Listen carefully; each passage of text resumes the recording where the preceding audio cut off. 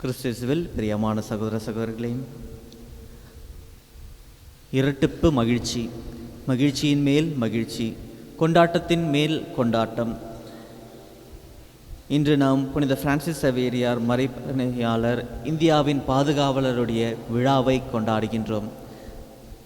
மகிழ்ச்சி, இரட்டிப்பு மகிழ்ச்சியாக நாம் நம்முடைய பேராலயத்தின் விழாவை கொண்டாடி கொண்டிருக்கின்ற நவநாளில் இருக்கின்றோம்.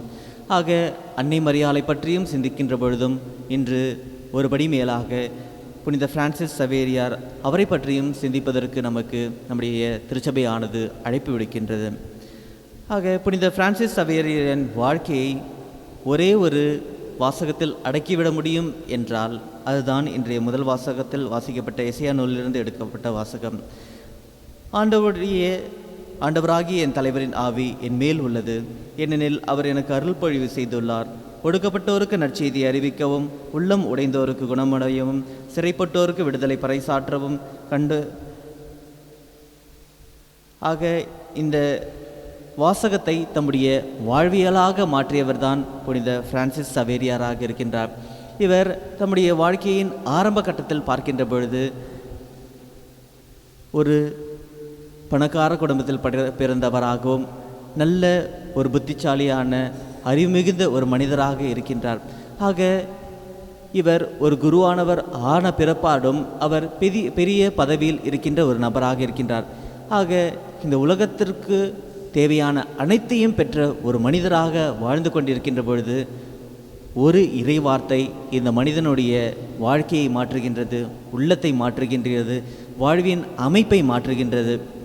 அதுதான் இந்த ஒரு மனிதன் இந்த உலகத்தையே தமதாக்கி கொண்டாலும் தம்முடைய ஆன்மாவை இழப்பாரெனில் தம்முடைய வாழ்க்கையில் அவன் பெற்றுக்கொள்கின்ற பயன் என்ன என்ற ஒரு வாசகம் இதனுடைய மனிதனுடைய வாழ்க்கையை மாற்றுகின்றது.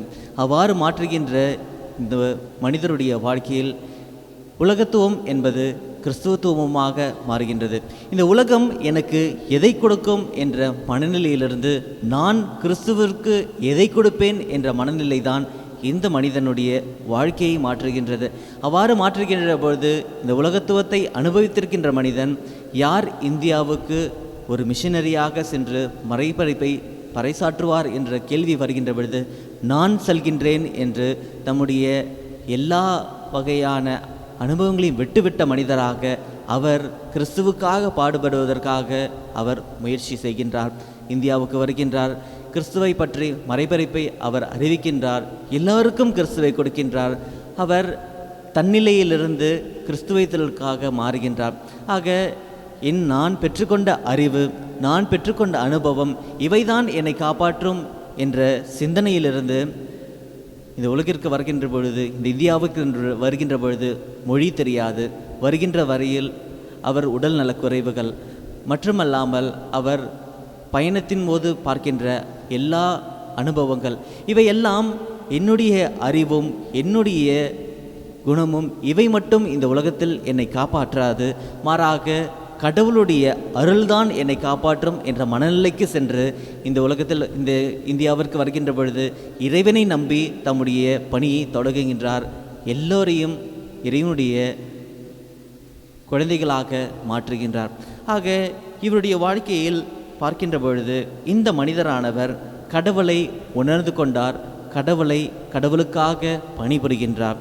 இன்று நாம் நவநாளிலே இருக்கின்ற பொழுது நம்முடைய பாதுகாவலியான புனித ஜென்ம ராக்கினி அன்னையின் விழாவை நாம் கொண்டாட இருக்கின்றோம். அதற்காக ஒவ்வொரு நாளும் நவநாளிலே அன்னையை பற்றி சிந்தித்த மனிதர்களாக இருக்கின்ற பொழுது நாமே அமலவருப்பவம் என்ற அன்னை இருக்கின்ற பொழுது அவள் என்னுடைய பாதுகாவலியாக இருக்கின்றார். ஆக சற்று சிந்தித்து பாருங்கள், இந்த உலகத்தில் இருக்கின்ற ஒவ்வொரு ஆளையும் ஏதோ ஒருவருடைய பாதுகாவலியை கொண்டிருக்கின்ற பொழுது, உதாரணமாக அந்தோனியாரை பாதுகாவலியாக கொண்ட அந்தோனியாரின் ஆலயம், சவேரியாரை பாதுகாவலியாக கொண்டிருக்கின்ற சவேரியார் ஆலயம். ஆக இந்த ஆலயத்தில் இருக்கின்ற மக்கள் அவர்களுடைய பாதுகாவலிலும் அவர்களுடைய மன்றாட்டுகளிலும் வாழ்ந்து கொண்டிருக்கின்ற மனிதர்களாக இருக்கின்றார்கள். ஆக அங்கு வாழ்ந்து கொண்டிருக்கின்ற மக்களில் அவர்களுடைய சாரம்சம் நிச்சயம் இருக்க வேண்டும். அந்தோனியார் ஒரு ஆலயத்திற்கு பாதுகாவலராக இருக்கின்றார் என்றால், யாரெல்லாம் அந்த ஆலயத்திற்கீழ் இருக்கின்றார்களோ அவர்களுடைய பாதுகாவலராகவும் இருக்கின்றார். ஆக அவருடைய வாழ்க்கையில் அந்தோனியாருடைய சாராம்சம் இருக்க வேண்டும். ஏனென்றால் அவர்களுடைய வழியாக, அந்தோனியாரின் வழியாக அவர்களை மன்றாற்றையெல்லாம் செலுத்துகின்றார்கள். தம்முடைய வாழ்க்கையில் எப்பொழுது துன்பங்கள் வந்தாலும் கஷ்டங்கள் வந்தாலும் அவர்களுடைய பாதுகாவலில் அவர்கள் இறைவனுடைய அருளை பெற்றுக்கொள்கின்றார்கள். அவ்வாறு அவர்கள் மூலியமாக செல்கின்ற பொழுது நிச்சயம் அந்த அருள் என்பது அந்தோனியார் மூலியமாக வருகின்ற பொழுது அவருடைய சாராம்சமாக இருக்கின்ற கடவுளுடைய பண்புகள் அனைத்தும் அவர்களுக்கு வர வேண்டும். அவ்வாறு இருக்கின்ற பொழுது இன்று நம்முடைய பேராலயத்தில் பாதுகாவலியாக நாம் கொண்டிருப்பது யாராக இருக்கின்றார் என்றார், ஜென்மராக்கினி அன்னை, நாமே அமல உறுப்போம், இமாக்குலேட் கன்செப்ஷன். ஆக இவருடைய சாராம்சம் நம்மிடம் இருக்கின்றதா? நாமே அமல உறுப்போம் என்கின்ற பொழுது இந்த உலகத்தில் பாவமே இல்லாமல் பிறந்த அன்னையாக இருக்கின்றார். அன்னை என்பவள் தேர்ந்து கொள்ளப்பட்டவராக பாவமில்லாமல் பிறக்கப்பட்ட ஒரு அன்னையாக இருக்கின்றார். உண்மைதான். ஆக இன்று நாம் அவருடைய பாதுகாவலில் இருக்கின்ற பொழுது எதை நாம் சாராம்சமாக பெற்றுக்கொள்கின்றோம் என்றால், பாவமில்லாத ஒரு தூய்மையான வாழ்க்கையை தான் நாம் பெற்றுக்கொள்கின்றோம். அன்னையானவள் எப்பொழுதெல்லாம் நாம் அவர் மூலியமாக மன்றாடுகின்றோமோ, அவர் மூலியமாக நம்முடைய துன்பங்கள் குற்றக்குறைகள் எல்லாம் கொடுக்கின்ற பொழுது அன்னையானவள் இருந்து அருளை பெற்றுக்கொண்டு தம்மிடம் கொடுக்கின்ற பொழுது நாம் அன்னை வழியாக கேட்பதை மட்டும் பெற்றுக்கொள்வதில்லை, மாறாக பாவமில்லாத ஒரு தூய்மையின் வாழ்க்கையை வாழ்வதற்கான சாராம்சமும் நாம் பெற்றுக்கொள்கின்றோம். ஆனால் அவற்றை நாம் உணர்ந்திருக்கின்றோமா? அவற்றை நாம் முழுமையாக பெற்றுக்கொள்கின்றோமா என்பதுதான் கேள்வியாக இருக்கின்றது. அன்னை மரியாள் என்பவர் பாவமில்லாமல் பிறந்தவர்தான். இந்த உலகத்தில் பாவமே செய்யாமல் பிறந்தவர்தான். ஒரு மனிதனானவன் எதற்கு பாவமின்றி இருக்க வேண்டும்? எதற்கு எப்பொழுதுமே கடவுளை சார்ந்த ஒரு வாழ்க்கையை வாழ வேண்டும்? எதற்காக தூய்மையான ஒரு வாழ்க்கையை வாழ வேண்டும் என்று நாம் சற்று சிந்திக்கலாம். அன்னை மரியாளை கடவுள் ஆசீர்வதித்தார், பாவம் இல்லாமல் பிறக்க செய்தார், அமல உற்பவியாக பிறக்க செய்தார். அதே போல இந்த உலகத்தில் இருக்கின்ற அனைவரையும் அவ்வாறு பிறக்க செய்திருக்கலாம் அல்லவா? இதற்காக அன்னை மரியாளை மட்டும் அவ்வாறு பிறக்க செய்தார். ஏனென்றால் கிறிஸ்துவின் வழியாக நாம் எல்லோருமே மீட்பை பெற்றுக்கொள்ள வேண்டும். அன்னை மரியாள் எந்த அளவுக்கு ஒரு பாக்கியசாலியாக இருந்தாரோ அவரும் கிறிஸ்துவின் வழியாக தான் அந்த பாக்கியத்தை பெற்றுக்கொண்டார்கள். இன்று நாமும் கிறிஸ்துவின் வழியாக தான் அந்த பாக்கியத்தை பெற்றுக்கொள்கின்றோம். இங்கு இருக்கின்ற நாம் ஒவ்வொருவருமே கிறிஸ்துவின் மூலமாக பாவத்திலிருந்து விடுவிக்கப்பட்ட மனிதர்களாக இருக்கின்றோம். இருப்பினும் நாம் மட்டும் பாவம் செய்கின்ற மனிதராக இருப்பதற்கு காரணம் என்னவாக இருக்கின்றது என்றால் சுதந்திரம். கடவுள் இந்த உலகத்தில் மனிதனை பிடிக்கின்ற பொழுது அவருக்கு கொடுக்கப்பட்ட, இந்த மனிதனுக்கு கொடுக்கப்பட்ட மிகப்பெரிய ஒரு பாக்கியம் அல்லது மிகப்பெரிய ஒரு பரிசு என்னவென்றால் சுதந்திரம்தான். இந்த மனிதர்கள் எப்பொழுதுமே சுதந்திரத்தோடு வாழ வேண்டும் என்பதுதான் இறைவனுடைய ஆசையாக இருக்கின்றது. அதற்காக தான் இந்த ஆதாம் ஏவாளை படைத்த பொழுது கடவுளானவர் அந்த தோட்டத்தில் நடுவில் ஒரு மரத்தை வைக்கின்றார். ஆக சுதந்திரம் என்பது எப்பொழுது நாம் தெரிந்து கொள்ள முடியும், எப்பொழுது பெற்றுக்கொள்ள முடியும் என்றால், எப்பொழுது இரு பக்கமும் முடிவு செய்யக்கூடிய ஒரு நிலை இருக்கின்றதோ அங்குதான் சுதந்திரம் இருக்கின்றது. இந்த உலகத்தில் எல்லாமே நல்லது தான் இருக்கின்றது என்றால் அங்கு சுதந்திரம் இதுவாக இருக்கின்றது. ஒரு மனிதன் தமக்கு பிடித்ததை எவ்வாறு அவன் தேர்ந்தெடுக்க முடியும்? ஆம் என்று சொல்ல வேண்டும் அல்லது இல்லை என்று சொல்ல வேண்டும். அதுதான் சுதந்திரமாக இருக்கின்றது. ஆக இன்று நம்முடைய வாழ்க்கையில் நாம் பார்க்கின்ற ஒவ்வொரு நொடிகளிலும் சுதந்திரத்தை கொண்டுதான் நாம் செயல்பட்டு கொண்டிருக்கின்றோம். ஆக இந்த சுதந்திரத்தின் மூலமாக நாம் பாவத்திலும் விழுகின்றோம். ஆனால் அன்னையானவள் இந்த சுதந்திரம் இருந்தபொழுதிலும் அவள் ஆம் என்று சொல்லி எப்பொழுதுமே இறைவனை தேர்ந்து கொண்டால், பாவமில்லாத ஒரு வாழ்க்கையை தேர்ந்து கொண்டாள்.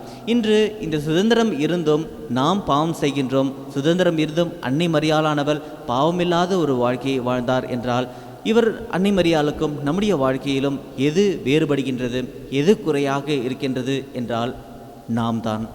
நான் என்ற அகந்தையும், நான் எனக்கு வேண்டியதை செய்து கொள்ள வேண்டும், எனக்கு விரும்பியதை நான் பெற்றுக்கொள்ள வேண்டும் என்கின்ற தன்னிலையை சார்ந்த ஒரு வாழ்க்கை தான் இருக்கின்றது.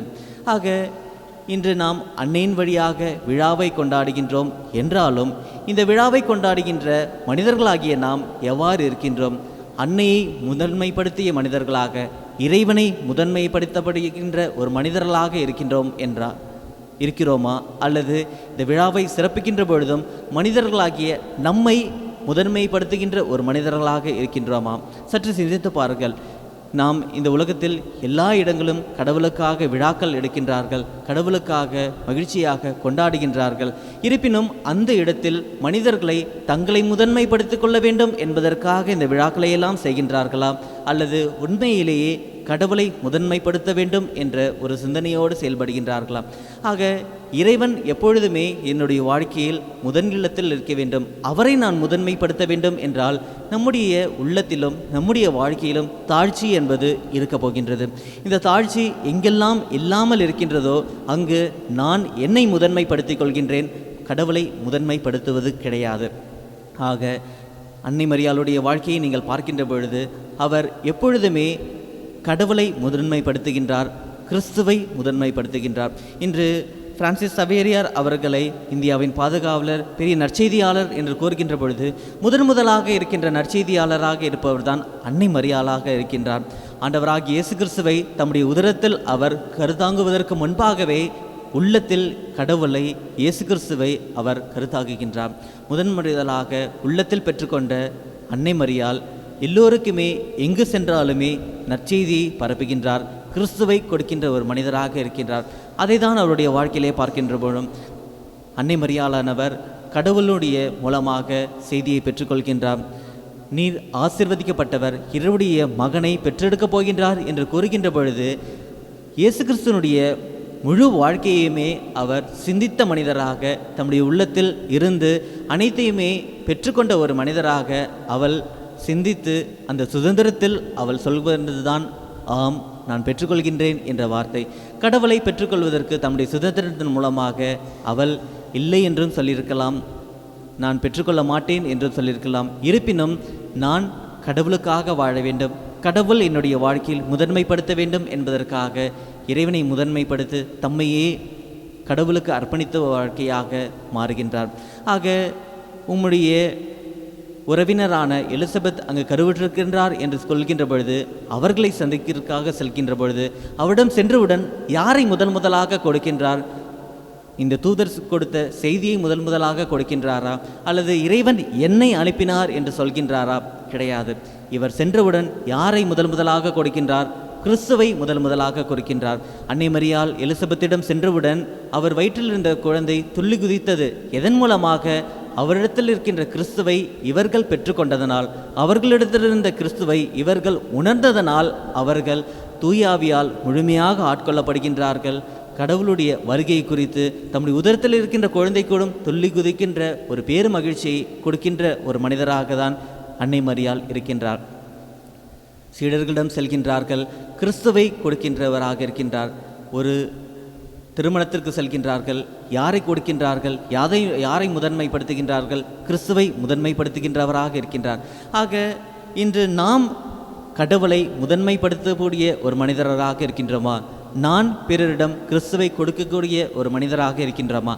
அப்படிப்பட்ட ஒரு வாழ்க்கையை நாம் ஏற்றுக்கொண்டு வாழ்கின்றோம் என்றால் அதுதான் அன்னை மரியாளுக்கு நாம் கொடுக்கின்ற மிகப்பெரிய மகிழ்ச்சியாக இருக்கும். இந்த திருவிழாக்கள், இந்த நவநாட்கள் மூலமாக எவ்வளவோ செய்திகளை நாம் பெற்றுக்கொள்கின்றோம். ஆனால் என்னுடைய வாழ்க்கையில் நான் என்னை முதன்மைப்படுத்தாமல் எப்பொழுது கடவுளை முதன்மைப்படுத்துகின்றனோ அதுதான் நாம் கடவுளுக்கு கொடுக்கக்கூடிய ஒரு மிகப்பெரிய மகிழ்ச்சியாக இருக்கின்றது. நாம் நம்முடைய வாழ்க்கையில் கொடுக்கக்கூடிய மிகப்பெரிய ஒரு கொண்டாட்டமாக இருக்க போகின்றது. இருப்பினும் நாம் எப்பொழுது இவற்றை மறந்தவர்களாக என்னை முதன்மைப்படுத்தக்கூடிய ஒரு விழாக்களை கொண்டாடுகின்றனோ, என்னை முதன்மைப்படுத்தக்கூடிய ஒரு ஆலயமாக நான் மாற்றுகின்றனோ, அவற்றையெல்லாம் இறைவனுக்கு ஒரு கொண்டாட்டத்தையும் ஒரு மகிழ்ச்சியும் தருவதாக இல்லை. நம்முடைய வாழ்க்கையிலும் நாம் கடவுளுடைய அருளை முழுமையாக பெற்றுக்கொள்ளக்கூடிய ஒரு நிலையில் நாம் இருப்பதாக இல்லை என்பதை சிந்தித்த வண்ணமாக எப்பொழுதுமே இறைவனை அன்னை மரியாளைப் போல பிறருக்கு கடவுளை கொடுக்கின்ற மனிதர்களாகவும், கடவுளை முதன்மைப்படுத்தக்கூடிய ஒரு மனிதர்களாகவும், ஒரு நற்செய்தியாளராகவும் எப்பொழுதுமே வாழ்வதற்காக இத்திருப்பலிலே நாம் தொடர்ந்து மன்றாடுவோம்.